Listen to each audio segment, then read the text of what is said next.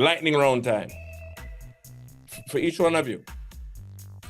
If you could record one song with one legend from the past, who would it be? Bob Marley. There you go. Oh, I? Both of you, yeah. He said Bob, you know. One legend from what? The past. Any form of music. Little bit toots. Oh, well, I recorded with this. I recorded with Toots, but I would have to say, sorry, I had to think about it. But, you know, I would say Bob Marley just the same. I would say Stevie Wonder, but he's still alive. Yeah. And I have personally... Oh, no, I said the past. It could be anybody. Alive.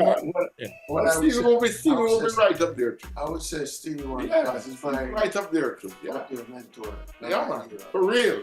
Excellent choice. Excellent choice. By the way, Buju said Stevie Wonder too, by the way. Same question. All right, next question. This was actually coming from me. Irie Heights, for whatever reason, really hits me very differently. It's for some reason it takes my spirit almost from my body.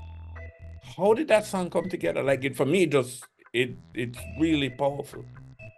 Well, I just took up a box guitar one day, and Third World said, "Well, we need some songs, you know." And I just sit down on a chair, and I just start for B-minor, and I just sing, I'm feeling so.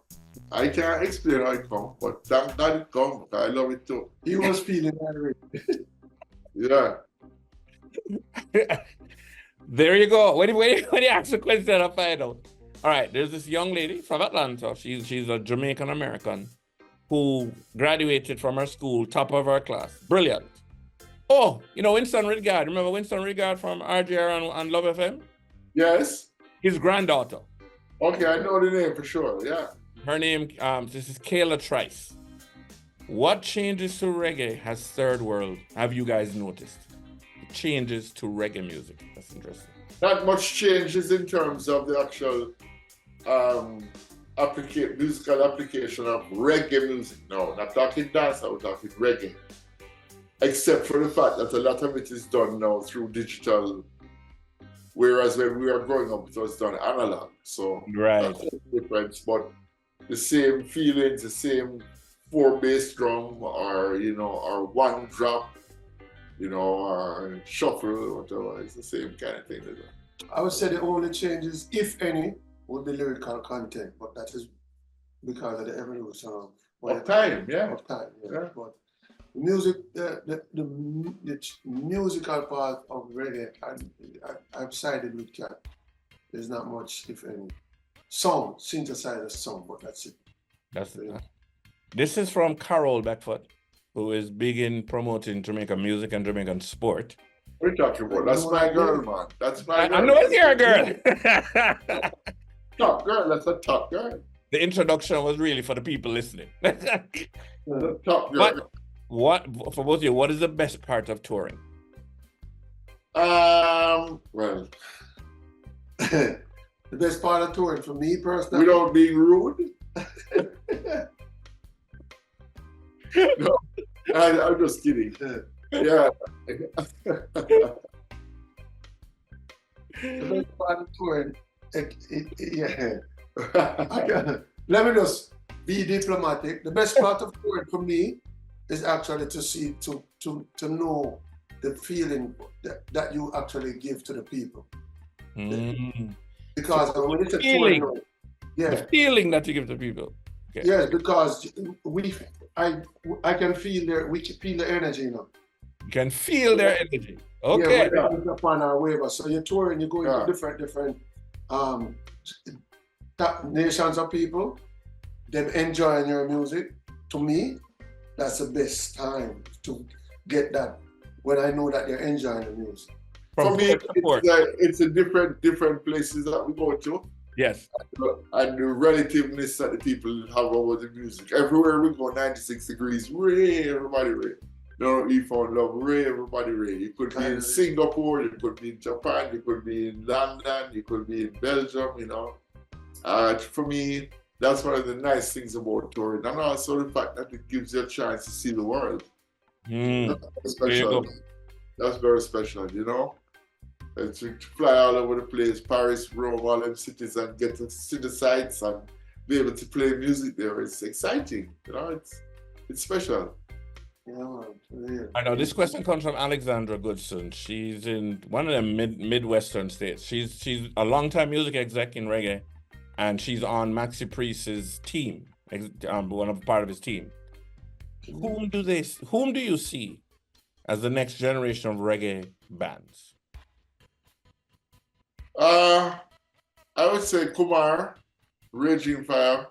They're not really together as such right now, but Kumar, for me personally, he's with Third World, trying to like, you know, he's in our camp right now, and for me, he's very much like, you know, what I would look at and think that I would like to see a band in the future have a lead singer like that. I'd like to see bands in the future really come back together, you know, like it's not so much anymore, you know, but I really would like to see bands that would have, you know, a keyboard player who was recognized, a guitarist who was recognized. Okay. Who was recognized. You know, each person in the band play a role, kind of thing. I'd really like to see that instead of just, you know, Cat Cora out front and Cat and the Raiders, you know. I don't know. I love that still. Don't get me wrong. I love my and stuff. I love that. Right. But at the same time, I want to see more input and more recognition of the players of the instruments and not just one giant out front. Right. Yeah. Right. Yes. Now this one comes from Martha Gordon. He's a musician and a teacher, Jamaican, who lives in Texas. How difficult is it to manage the economies of touring with reaching the economies they would ideally like to uplift and minister to with their music? That's an interesting question. Very difficult. What is it? It's difficult, but it's something that one has to figure out how you do it, and you just do it because, I mean, you know, entertainment, there's a cost to entertainment, you know. When the minstrels used to go around from castle to castle and play their harp and other thing, you know, the king and the queen had to throw them a bone. Right. So, yeah, so just transfer that whole energy into 2024 and you'll see that entertainment's a very important thing. It brings joy to people and, you know, somebody has to throw a bone in so that the entertainer can, you know, can put on a little weight. Right. So, if you want to highlight my answer, yeah. I would say in bracket, it's a little bit more tricky than difficult. It's doable, but planning the right way, it's not as difficult if you have planned it right. It's just more tricky. You have loopholes that you can go around legally, and you know you won't stress. But if you don't know those loopholes, it's tough. It's very difficult. Last question, we're winding down. Last question. Last question. All right, let me say, I want a good one. Okay, for the last question. This is from Dr. Alan Cunningham out of Florida. Okay. What is the largest crowd that you've ever performed for? Poland, 800,000 people. 800,000 people? That's correct. That's correct. It sounds like it might have been a million. Wow. Yeah, it went through a whole town. Wow. It went through a whole town and they had screens everywhere and staggered speakers everywhere. I've never seen anything like it. Wow, 800,000. Yeah. Yeah, it was coincidental at the same. It was coincidental at the first Gig official. Yeah. After Bonnie Rocks Transcend. Yeah, we threw AJ Brown to the wolves. Threw him out there and he was like in knees wobble. The woman would patch him up with a I said, come on, put on a shade and have a drink of rum, Jack. Let's go. Yeah, it was about, we couldn't really see the people so that, you know, the night came down. Right. People, but they don't know how far they extended out. Yeah. So you had the stage and you had a large opening, and then you had the town behind it, and the crowd went all the way through the town. So in other words, It was. there you go. And that was The town became your stage. 2014. And it was a magnificent festival. And that's the biggest one I've ever seen in Europe. And Europe has the best reggae festivals. Yeah. The best. The best. Yeah. I came I mean, better than reggae Sunsplash. I mean, come on. It's the welcome, the warm, the temperature of the welcome there. Let me just elaborate on what he's saying. You are performing, and the rain come down. People them take out them shirt and say we are not moving. Wow. That's a technical in Europe. Yeah. They are not moving. You are playing as long as you are playing, or even if you dress back, they are gonna stand up and wait until the rain stops. Wow. For you to come back. That's European crowd. Yeah.